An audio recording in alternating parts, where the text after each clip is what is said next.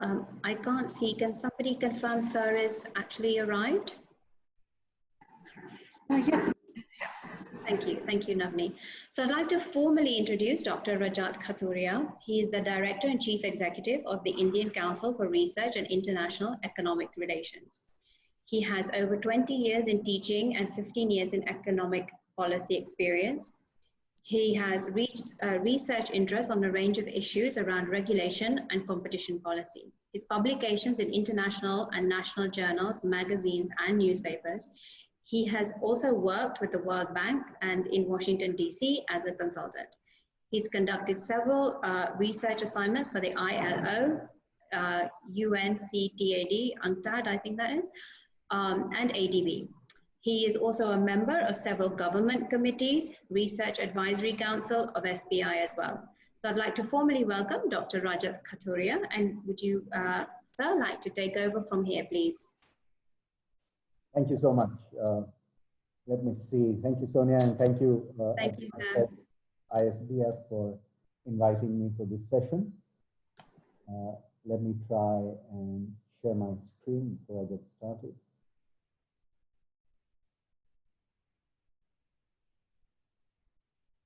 How do I do that?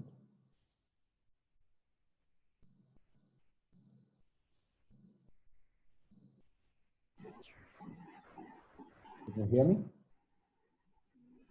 Yes, sir, we can hear you and see you. Okay, I'm just trying to share my screen. I've lost that icon. Do you need any help, sir, with that? I will just give me a minute. Sure.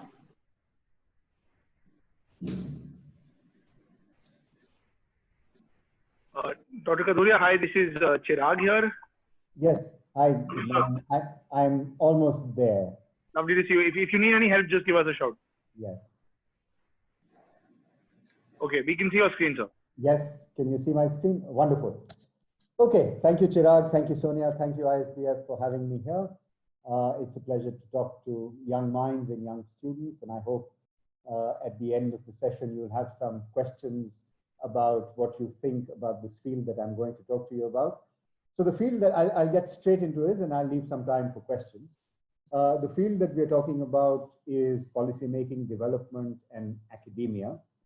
And it's a very, very heterogeneous sector. And I'll take you through some of the things that I do and some of the things that I've experienced. But if you do want to get into policymaking or development or academia, you should recognize that perhaps there are some synergies across these sectors that we're talking about, but also there could be sort of differences in each of these.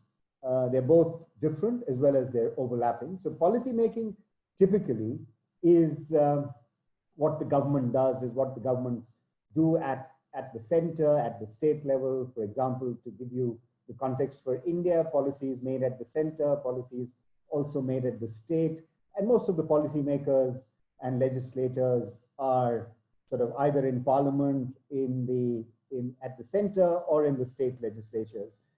And a lot of the information that goes through policymaking is given to them by the development sector. It could be by academia, it could be think tanks that I work in, which is ICRIER.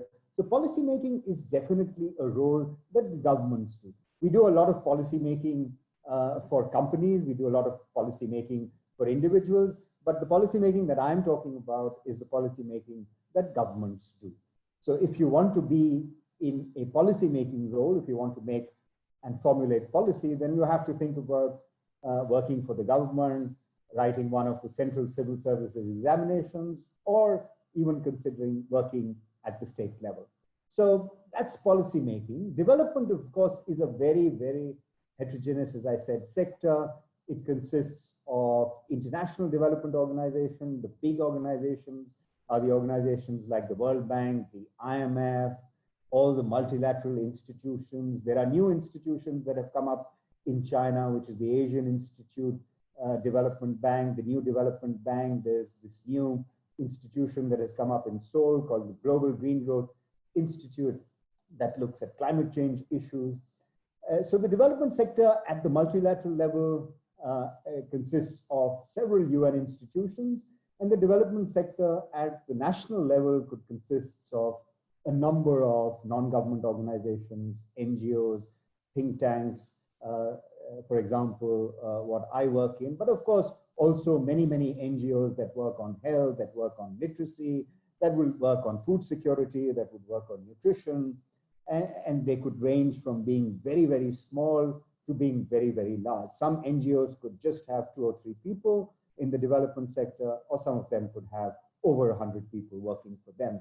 And then, of course, you have the academia. Academia consists of course, the universities, the colleges, and within universities, a lot of the universities have their own R&D cells, research and development cells, centers of excellence, where they have people who are actually doing field work, collecting data, analyzing data, and then subjecting it to a lot of statistical analysis, doing a lot of data analysis, and then helping people in government try to formulate policies. So, the 3 topics that were given to me in terms of what I should speak with to you, policy making, development, academia, as I said, they are sort of different, and I hope I've been able to tell you what the differences are. But at the same time, there are some underlying similarities in all these 3 areas that I've spoken about.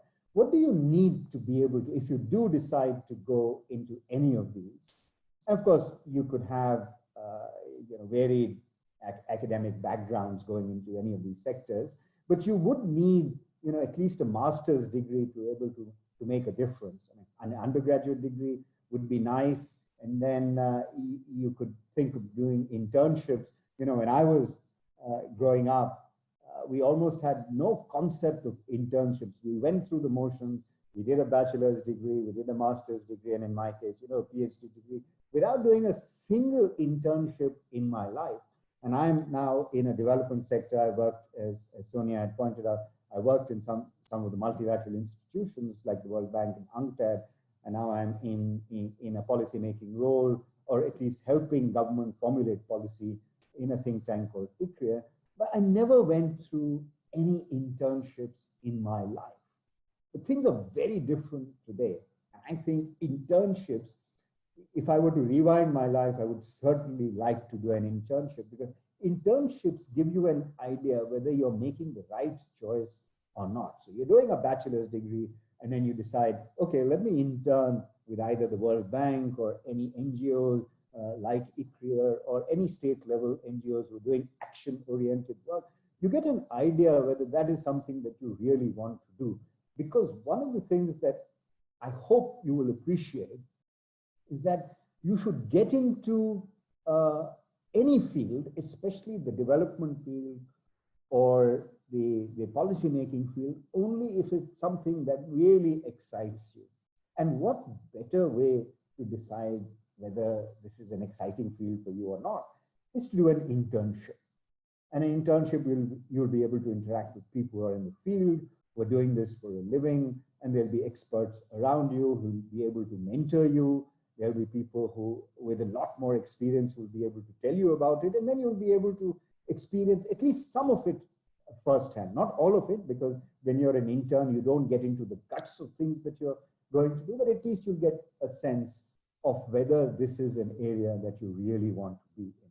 Because I feel that policy making or development, notwithstanding the fact that it's a very heterogeneous sector, notwithstanding that, I think it's also a sector which requires a fair amount of commitment and a fair amount of passion. There are no working hours. It's not 9 to 5, because you're constantly thinking of things. Why is the level of education so poor in a country like India, in a country like the Philippines, in a country like in several countries in Africa? What is it? Why are some countries so well off?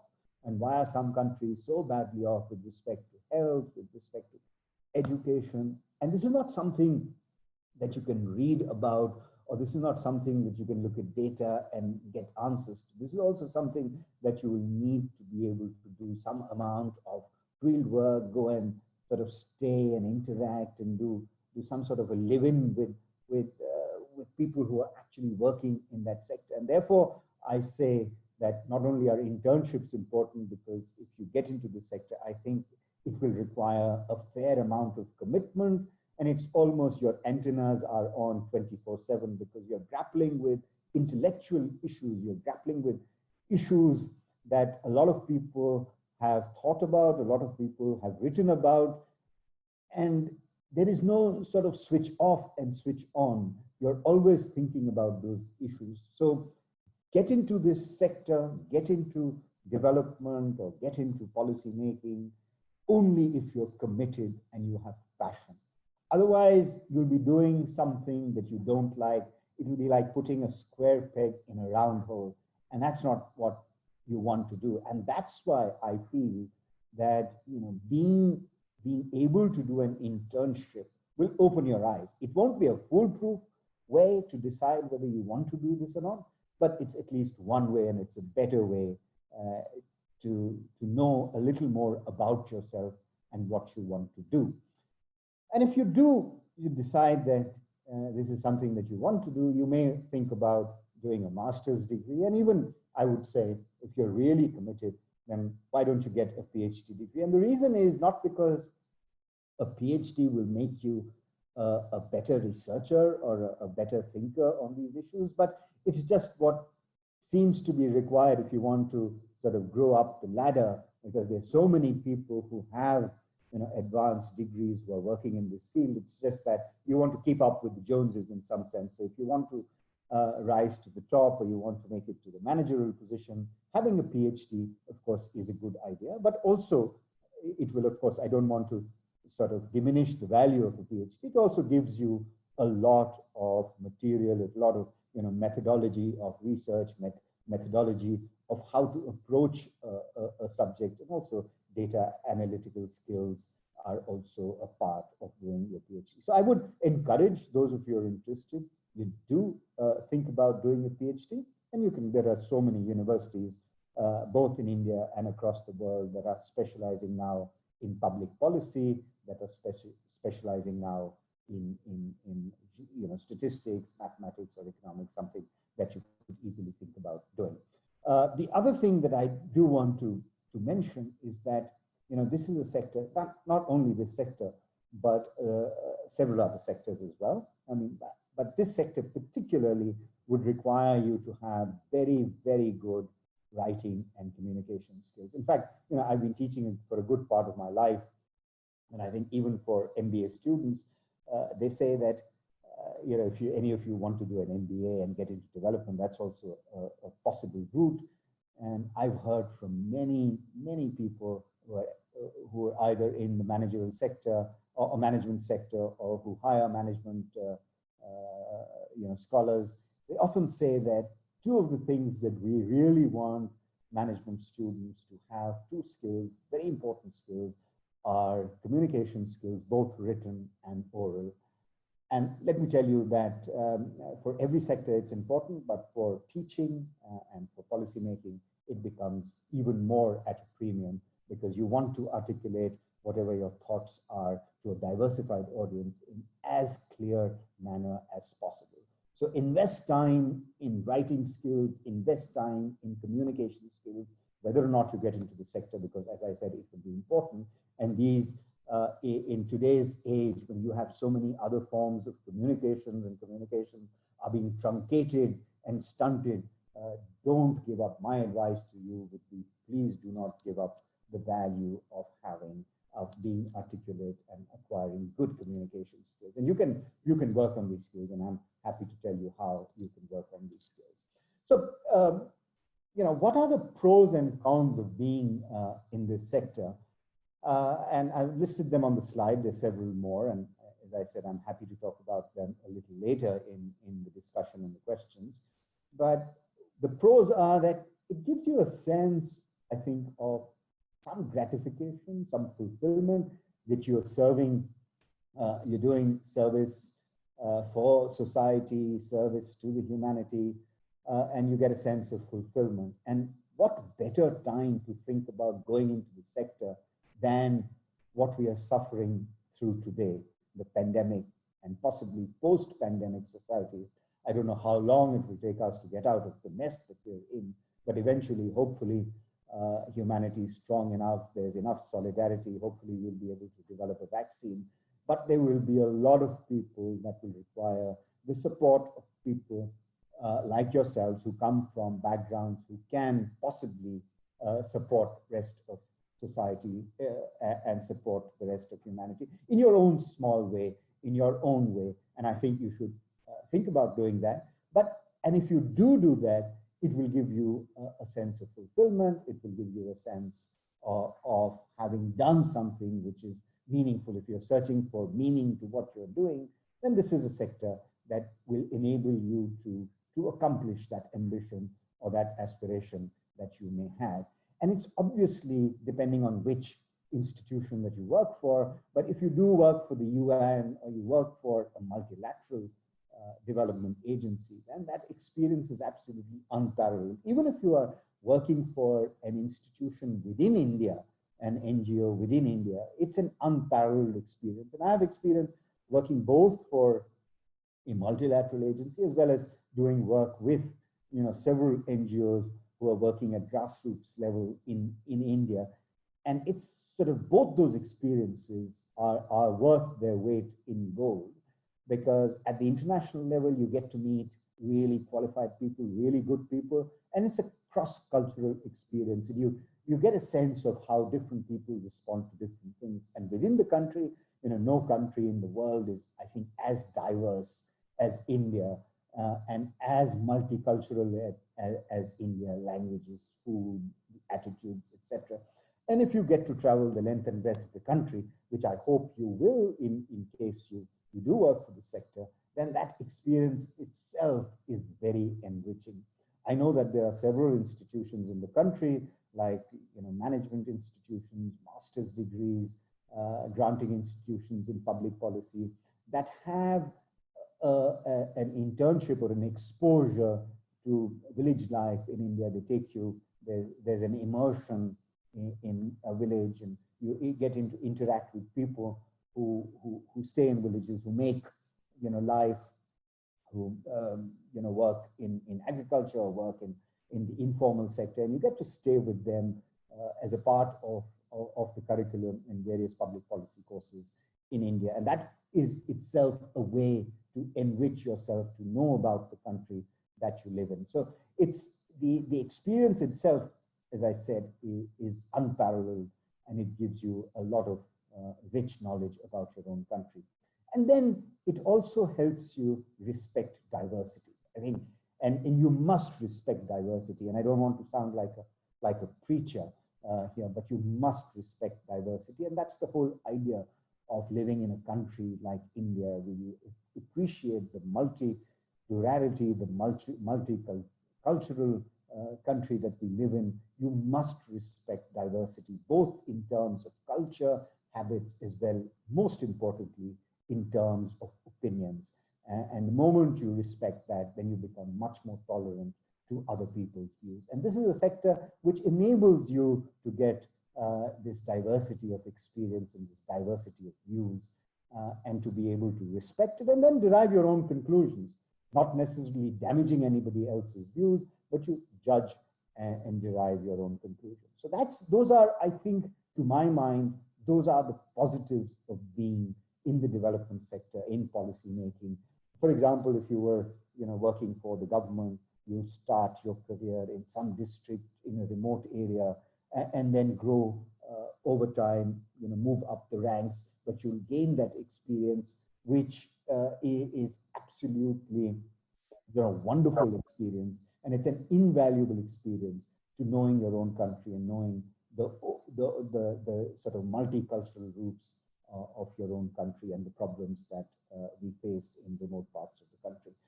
So those are, as I said, the positives of being in the sector. It will make you a better person. It will give you a sense of fulfillment. It will enrich you, and it will give you a lot of knowledge. The cons, of course, is you're young, you're ambitious, and you want to rise up. The cons are,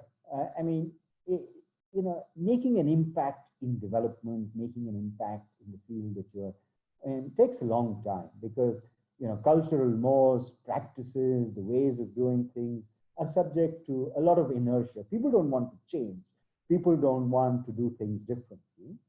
So, you know, whatever change you want to institute, your company, your firm, your development, your NGO, or even the government, the change that governments want to make at the district level, at the state level, at the country level, it comes with a lot of delays and comes with the price tag. And that price tag is not necessarily monetary, but its price tag is in the form of patience, the price tag is in the form of time, and you have to plug away really, and it will take time. So if you're somebody who wants to see change and quick fixes, this is not the sector. You need a lot of patience to be in the development sector. And the failure rates, as I say, are fairly high. Not everybody succeeds because by definition, policy making and development work is difficult, it's structural, it doesn't happen overnight. You know, you can't make, you know, changes in literacy, in financial habits, in hospitals, in primary care, in nutrition levels, whatever you think about that you want to work in, those changes come very slowly and come after plugging away for a long, long time. And you may have to repeat doing things over and over again to actually see the difference. And it's going to be high workload and the failure rates are going to be high. And most importantly, the financial rewards of working in the sector come not in terms of money, but the rewards come mostly in the form of non-pecuniary rewards, is that you're making a difference, in the society that you live in, you're making a difference to the people and in the society that you are living in. So the financial rewards will happen, but they may happen over a long period of time. If you manage to work in an international multilateral agency, the financial rewards will come earlier.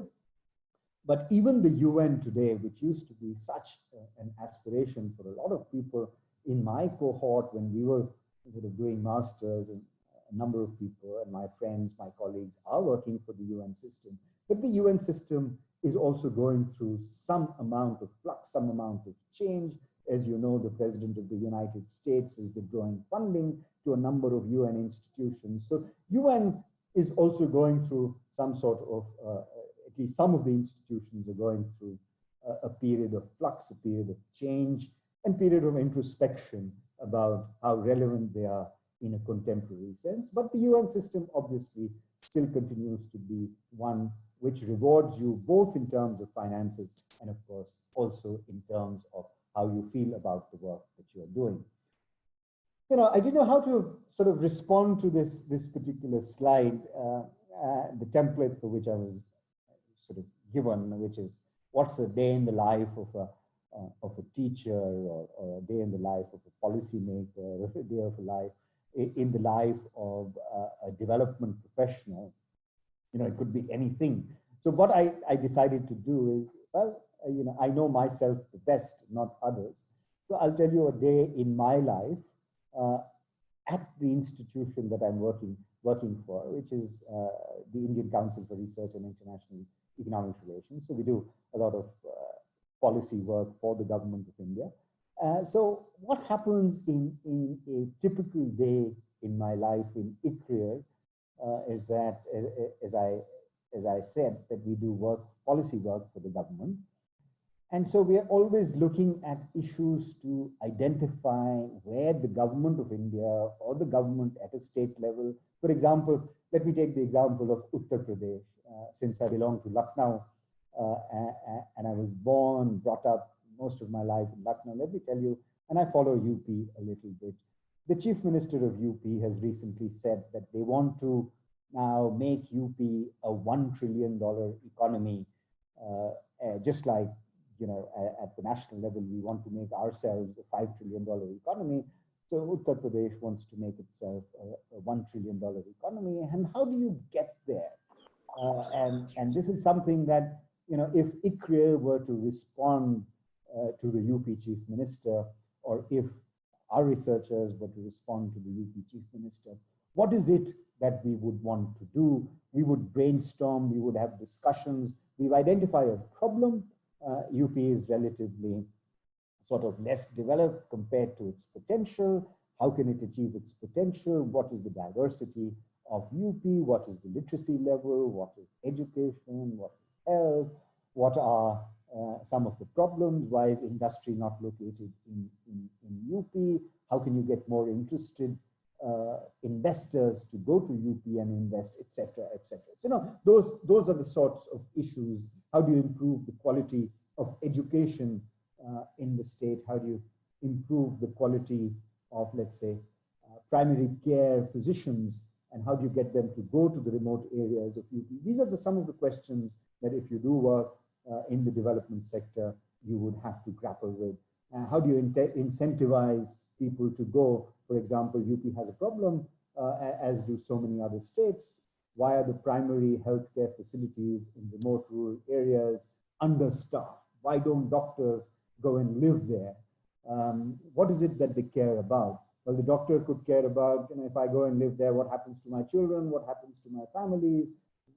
He or she would be worried about the quality of education and healthcare facilities, etc. So these are the things that you think about. How do you incentivize? Do you use carrots, which is, do you have positive incentives, or do you use the stick, or do you use enforcement mechanisms to be able to get people to go there? So typically, one is dealing with problems and identifying problems, and they could be at a much more grassroots level. They could be at a state level, they could be at a country level, or they could be at the level of the international economy. Today, for example, we are facing a lot of problems of countries wanting to become protectionist. I don't know if you understand what the meaning of protectionism is, but for example, India does not want to import goods from China. We want to boycott things that are coming in from China. We want to become more protectionist. So is this the right path for India? Is this the right way to go for the government of India? Is the call to boycott more symbolic, or does it have any material sort of outcome or a material impact? So these are the questions typically on a typical day as an economist working in the development sector I would have to grapple with. And then people would call me for giving a talk on the Indian economy. Sometimes papers would ask me to write an opinion piece in a newspaper or in a magazine. And of course, to be able to do all of this, to be able to understand the context of our own economy, understand the context of the global economy in which we are situated, obviously, you would appreciate that it's a process of keeping yourself constantly updated and constantly read. You must, if you do decide that this is a sector that you want to be in, you'll have to read a lot. You'll have to read about things that are happening at home. You'll have to read about things that are happening, internationally. So you have to keep abreast with the developments of the economies, both at local and an international level. And the other thing that I do is, and I find it pretty challenging to be able to do, is find sort of a relevance for what we are doing. Why is it important? Everybody does introspection. And then you have these phases in your life. It's too young, you're too early in your careers to have those phases. But sometimes you feel, is what I'm doing relevant? Am I being able to make the right impact? Are people really thinking about the work that we do in a positive way? And I find that if we are getting funding for the work that we do and finance, you can't do any development work or any work without money. And so a lot of the time that I spend in my current job in a typical day, I will also think about who are the potential donors who would find relevance to fund the kind of work that we do. I could just name a few. We do work with the London School of Economics, and the reason I mentioned that is because you have collaborations in London. So we work with Grantham Institute, we work with the Bill and Melinda Gates Foundation, we work with the Rockefeller Foundation. These are the international agencies. And then we have closer to home, we have, of course, the government of India, and we have local philanthropists, we have local foundations that fund some of our research. And the reason I bring this up is because we have to constantly worry about the work that we do, whether it's going to be able to attract funding or not, because as opposed to a university where people can do work on the areas of their own interest, because you're anyway teaching and there are students that are paying, let's say, the fee, which is supporting the faculty can then devote some of its time doing work that is, not funded. So if you're in a university, you can, apart from teaching, you can think about doing research that excites you, that motivates you, and that doesn't necessarily depend on funding from an external agency. But at iCareer, I don't have the luxury of being able to do that, and a lot of us at the senior level don't have the opportunity or the luxury to be able to do that. So we have to do things that would attract financial support so that we can sustain not only ourselves, but also the institution. So that's what I do in a typical day. A lot of thinking, sometimes, writing, sometimes worrying about where the money is going to come from. And sometimes, of course, trying to market the institutions. I speak at various international fora, I speak at embassies, and I speak at various platforms and events. Let me now try and wind this down so that there is time for you to ask questions about what you think you've taken away from, and what questions you may have about the sector itself. But I think this is an interesting, you always think there's an immediacy bias to whatever we do, whatever is happening at the current moment. You feel, well, that's it. And that's what we call immediacy bias. I think there is an immediacy bias to what I'm going to say, but I think it's going to be a little more long-term as well, because the post-pandemic world is going to be very, very different. And it's going to impact the development sector, the policy-making regime, and people, academics, thinkers are going to spend a lot of time thinking about the world post-pandemic, and also thinking about the world pre-pandemic. What is it that we did wrong? I mean, I'm not saying that the pandemic has been caused by what we did in the past. Maybe some of it has, but it could be just an exogenous shock or an accident that has happened, but we have to deal with it. And I think it's going to impact the people a lot. In any crisis, in any shock that happens in the world, the people who get affected the most are the people who are living on the periphery, the people who are the marginalized people.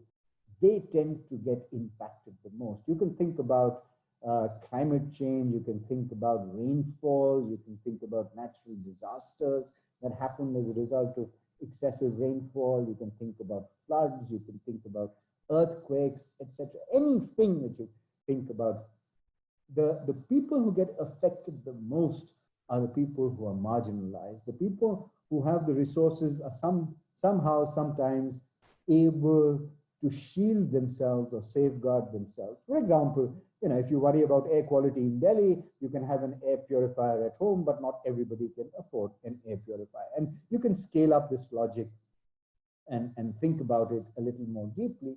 But the point I'm making is that this is going to be an important sector. The development sector is going to be terribly, terribly important post-pandemic, and there's going to be a lot of focus, especially in emerging markets like India. And India is one of the worst affected countries. And after United States and Brazil, we are now the third highest in terms of cases. And who knows, I mean, this could just multiply. So given the large population and densities and the lack of nutrition, lack of food security, and lack of education and health and social architecture that we have, I think post-COVID is going to be a really important time to get lots of minds to think about, what is it that we did wrong and how can we set this right?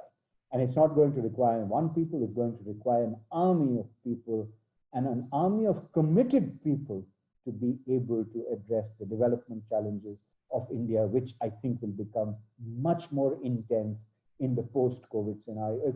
If you think our development challenges were high and deep and pervasive, post-COVID, it's going to multiply. There's going to be a lot more requirement of people working in the development sector and trying to help basically your brethren get more educated, have better quality health facilities. So we'll all have to do our bit. We'll all have to pay our taxes in time. We'll all have to try and help. And we'll have to also get the government to be able to become honest, transparent, and accountable. So I think working in the development sector is going to, remember what I said in the beginning, gives you a lot of fulfillment, gives you a lot of gratification. And that, I think, as the pandemic will demonstrate and has demonstrated, that people who are able to succeed in helping others will feel a bigger and a better sense of fulfillment. And climate change, sustainability, and inclusion are going to be areas, along with health, education, social security, and nutrition, that are going to be areas that will be in big demand, in huge demand in our country. I'm not saying that people who run big corporations, people who work, do MBAs and work for big corporations, they're not going to be able to contribute. Of course, they're going to contribute. It is capital that will create the jobs. It is the big investments like in China that will create the jobs, but there'll be also a big requirement and a more of a requirement of people working in the development sector. And these are some of the areas that I think will become important. There could be several others. To me, it's sustainability and inclusion, health, food security, and nutrition that will be important sectors for development, not only in India, but in a large number of even developed economies. You should also recognize, I think, the fact that this is going to be a sector, and I've already said this, so let me not spend time repeating what I've said, is you need to be patient. And there are development tools that are out there. There are a lot of people doing field work, a lot of people doing research, living with communities, thinking with communities. Remember, a lot of actors in Hollywood or our own film industry, when you ask them about a particular character or role that they played, they often say that we went and stayed with the people of that community that I was trying to represent through my role. And then that's the immersion that I was talking about a little while ago. There are these development tools that have become important. You go and live with the community over a period of time. There's this new tool in economics. This was a tool that was already available in health research, in medical research, that was called the randomized control trials. And that has found its way into economics. And the latest Nobel Prize in economics that has been given, which included an Indian, Abhijit Banerjee, and his wife Esther Duflo, and there was a third recipient of the Nobel Prize. They've spent their life doing what is called randomized control trials, which is essentially a tool that allows you to decide what policy intervention is relevant in what context. Of course, it's a tool that is not without its criticism. Anything in economics is not above criticism, but as a development professional, if you do want to get into this field, this could be an area that you could think about specializing in, because it has gained a lot of popularity in the recent times. It's called randomized control trials. And it's a very, sort of takes a long time to have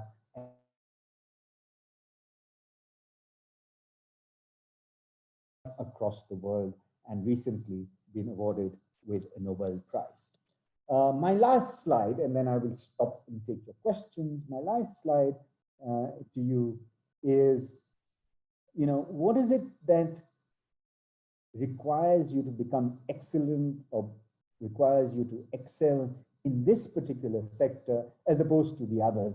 I mean, as I said, all sectors, anything that you do will require you to have good content, good knowledge. You should have sort of know your field. Of course, you should have good communication skills.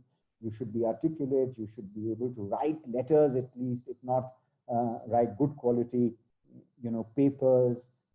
All of that will be necessary for any field, right? You need good communication skills. In any field that you're in, you'll have to write letters, and those letters should be clear, to the point, etc. So all of that. But something that much more that you would need to be in the development sector, as I said, a skill which would be at a premium is patience, and there would be no substitute for passion and commitment. Don't do development work, or don't get into this field because you want to look good to others. Do it because you want to do it. The passion should come from within, because it's a difficult field, it's a challenging field, and results take a long time to actually be revealed, to actually come out into the open, to make an impact. So you should do it only if you are convinced that this is something that you want to do. It's going to be a long haul, and therefore you'll require a lot of commitment, and you will require a lot of passion, and that should come from within. And nobody can tell you that. It will have to be something that you'll have to decide for yourself. Just like the popular film Three Idiots, made us believe that it's the passion that should drive you and not what others want you to do. And development is actually something that is a very good reflection of that point, of that feature. It has to come from within. And pursuit of wealth, pursuit of money, finance is of course something that drives everyone, that drives people. But if that's what you wish to do, then this is not a field that you should come into, because as I said earlier, financial rewards will come to a few, but in general, they are few and far between.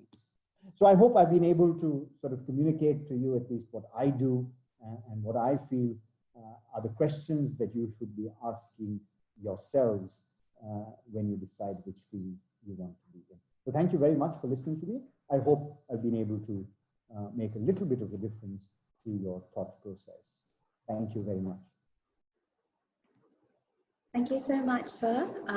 We can open to questions from the students. Either you can do it in the chat, or you can start your videos or audio.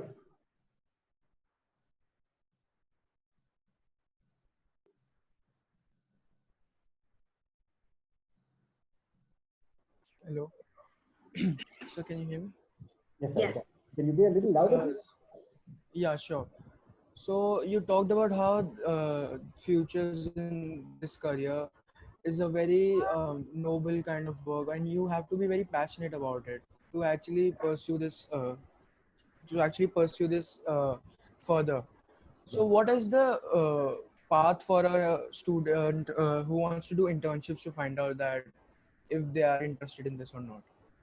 So there are, lots of NGOs today that allow you to become interns.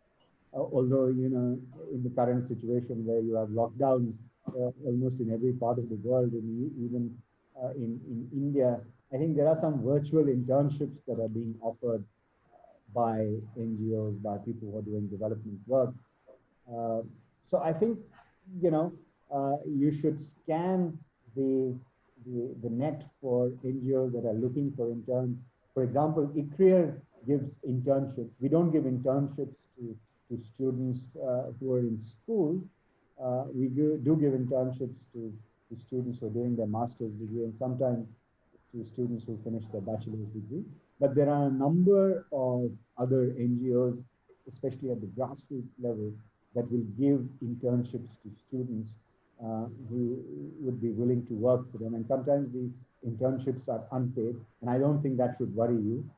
Unpaid internships are a good way to decide whether you want to be there. But, scan the net, the portals. There are lots and lots of internships that are available in the development sector. And you know that, India has the highest density of non-government organizations doing development work than any other country in the world. Maybe Bangladesh has more, but we have lots of NGOs, and you could, in the financial sector, in the development sector, in the non-banking financial sector, where you give small loans to self-help groups. There are institutions like the SEVA, the self-help groups across the length and breadth of the country.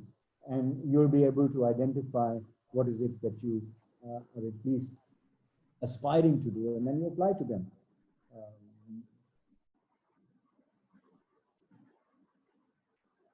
I believe, sir, there's a government new government incentive for internships. It hasn't taken off. I have had a look at the website. I apologize. I've seen it in passing a couple of weeks ago. But there's a very big government initiative to post internships on the Vasu, and I will see if I can find it. It is definitely in my inbox somewhere. But it's just started. It's just started to take off. So you wouldn't see too many, and it's divided into regions. Yes, yes. And working for government and doing internships for government would be extremely high value Yes. in terms of your hours spent. It would be very, very valuable. Just like, for example, let me give you an example that you're able to appreciate. A lot of people, a lot of NGOs like us, and a lot of other, big four companies, the big think tanks or the big four companies in the world. I'm thinking about McKinsey, I'm thinking of Arthur Little, Bain. All of these big four consultants, institutions, they work for the government, often pro bono. They don't charge the government for work that they do for them often. And the reason they do that is working with the government or for the government is invaluable experience. You gain insights, when you're in there that you'd never be able to develop when you're outside. Even if you read, you can read hundreds of books, but the experience that you get while you're there will be invaluable. So I encourage you, as Sonia is saying, to try and get internships within government, whether it's central government or state government, or even local government. You can think about even working with local government as an intern, and that would be very valuable experience.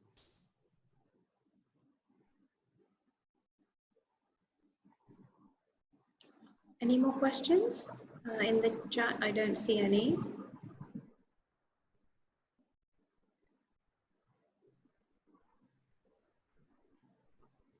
Sometimes when there's silence, that means your presentation was very comprehensive, which you had got through so much material. I'm very impressed with the amount of material you could get through in such a short space of time. It was a really wonderful presentation.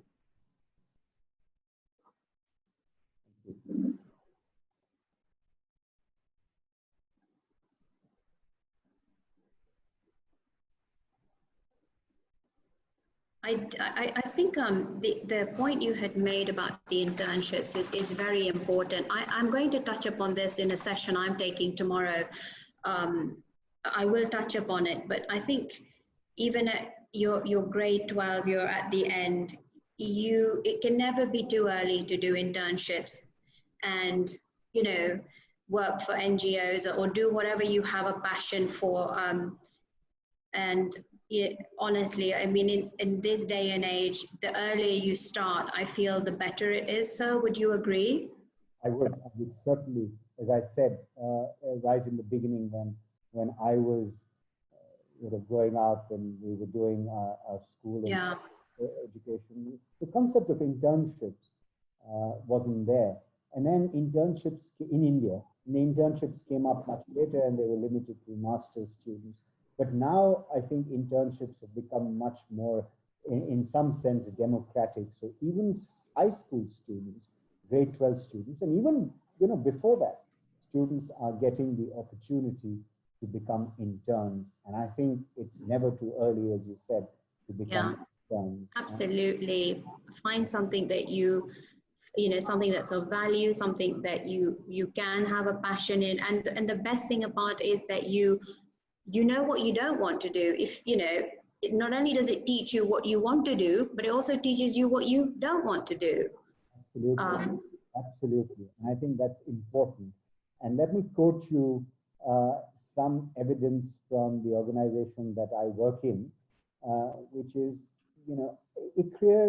we get a lot of master's students who spend a couple of years, maybe 2 to 3 years with us, a lot of them move on to do PhDs in a relevant field, either in India or in Singapore or the United States or Europe. I think about 75% of them move on to do a PhD in public policy or in economics. But there are about 25% of them who say to me, decide that this is not for me, this is not my cup of tea. I don't want to be in research. I want to do an MBA and I want to work for a private sector. I don't want to be in this field.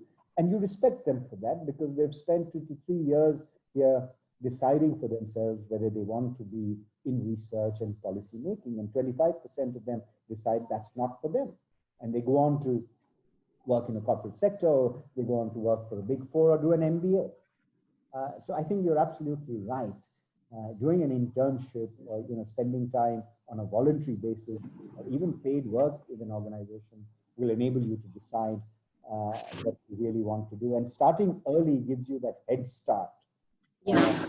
So that you're not middle-aged by the time you decided what you want to do.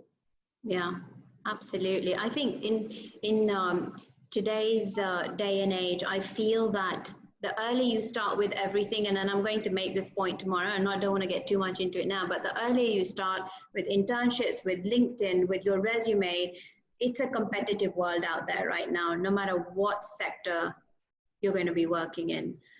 I do have a question. Sir, are there any opportunities, many opportunities out there to your knowledge for undergraduate students to try their hand at policy making, work for a think tank, etc., through, say, internships or projects over the summer? A lot of our own students at iASPIRE want to do this, but most opportunities seem to be only available for master's students, which is pretty true. Which is what I said. Most of the opportunities are limited to master's students. But what I have done in iASPIRE is we have taken on undergraduate students, especially those undergraduate students who are in their third year, and sometimes you have 4-year undergraduate degrees in the UK who come and work for us. The only limitation is that we don't offer any compensation for undergraduate interns, which is fine. We do give a little token honorarium to students who have doing a master's degree, but for undergraduates, there's no compensation. But we have begun to offer internships to undergraduate students in their third year, final year, or in their third year of an undergraduate course that in some universities abroad is a 4-year course. So if you're in the final years of that, or in the final year of the Indian course, and if you apply to us, we'll be happy to consider your application. That's wonderful to know, sir. Thank you.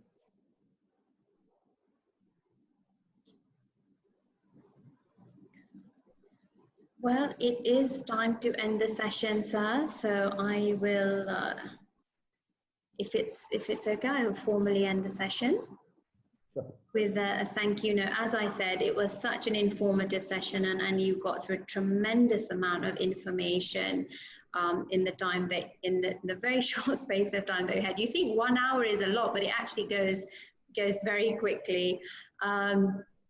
So as a token of our appreciation, sir, we have donated trees on your behalf, or planting of trees with a local organization here. It is Sankap Taru, and we will send you a certificate very soon, either tomorrow or Monday, and it will tell you where the location of your trees are, and you can follow them. And we just thought it would be a nice gesture, something a little different. I think everybody is more environmentally conscious at the moment, and just seeing how our planet is growing with people just not being out there and abusing it, we thought that this would be just our small contribution and a small appreciation of our thanks for you joining us today. Thank you so much for your time. Thank you, and this is most gratifying because this is exactly what I was saying in my talk, is we have to become a much more conscious society, and climate change, sustainability, and inclusion are going to be areas that would require young minds to devote their time to. So this is most gratifying. Thank you so much for doing this. I'm very happy. I think this has been a good sort of reward for the hour that I've spent with you. Thank you so much. Thank you so much, sir, for your time.